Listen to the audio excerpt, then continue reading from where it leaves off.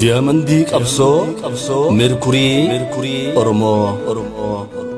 bara dukkanaasan bara sirni gadaa alagaan jibbame bara sirbi jibbaa Oromoof sirbame bara dhugaan cabee awwaalame dharaan bara daandiin sirrii wallaalame karaan bara dukkanaasan olaantummaa ofii tiksanii gabbisuuf Oromoo cabsanii duubatti hambisuuf kutaa fi kutaadhaan addaddatti cirraa amantii fi lagaan adda baafnee hirraa jedhee warri faallaa Oromoo qajeelee Oromiyaa faaluu fi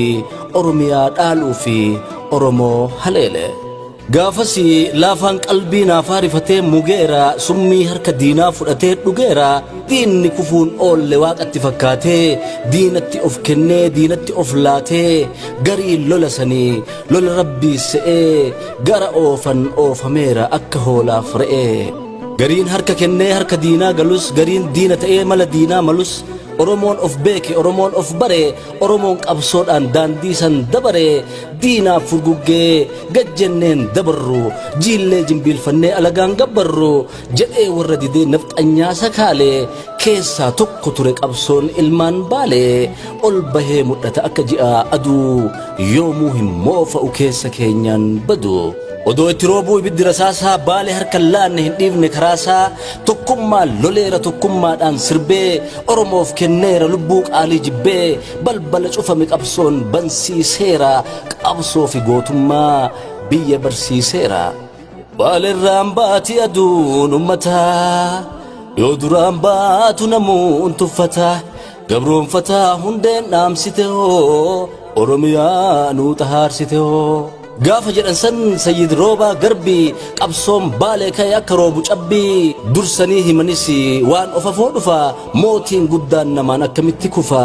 kun waan hin fakkaanne gadi hin bu'u qalbii waan hin taane jedhan Sayyid Roobaa Garbii jedhaa yeroo sanii fi gariin dhugaa san dhaga'uu hin feene tilmaamni isaanii dhugaa ta'an seene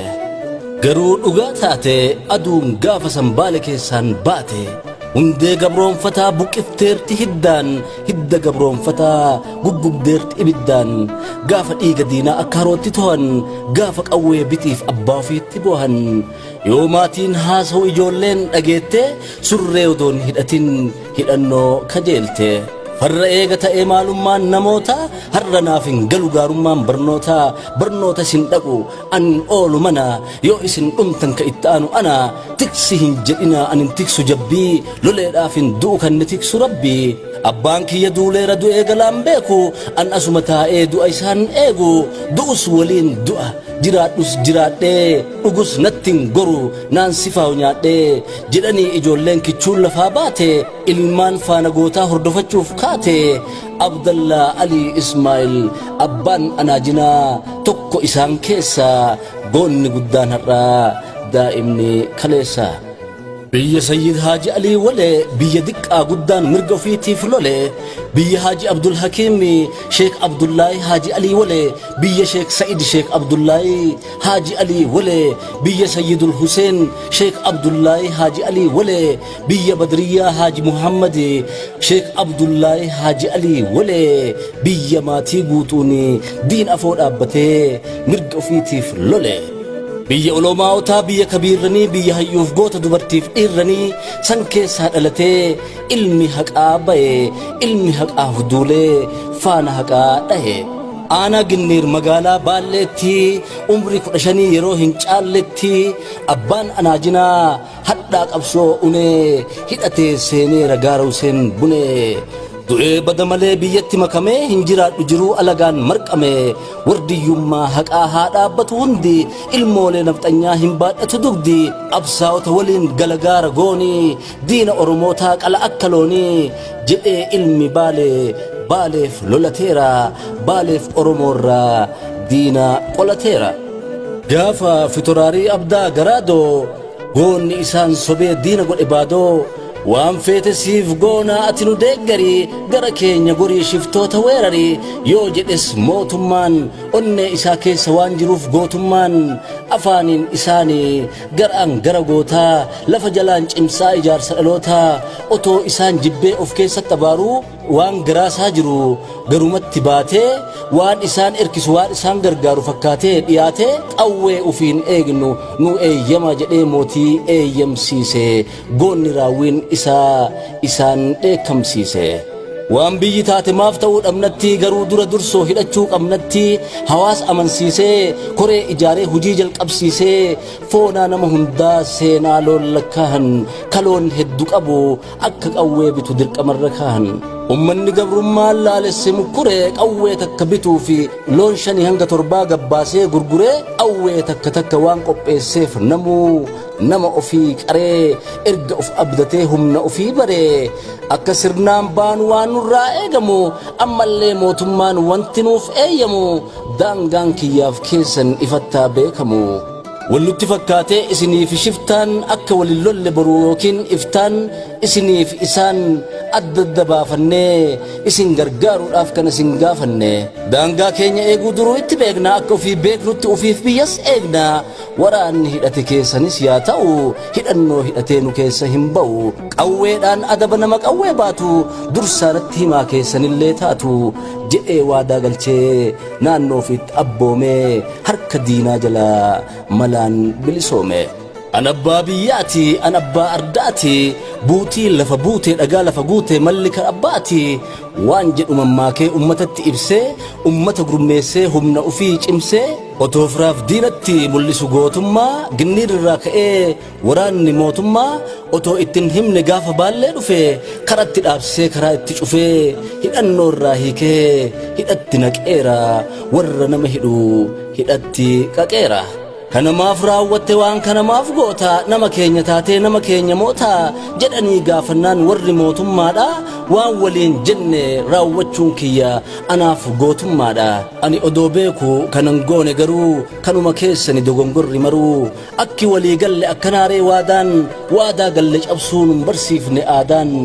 jennaani dhugaadha nu bira hanqinni dursee sitti himuu qabaayyuu ka'imni talufteef dhiifama jennaan biraa lixe leenci akka hoorii malaan diina fixe.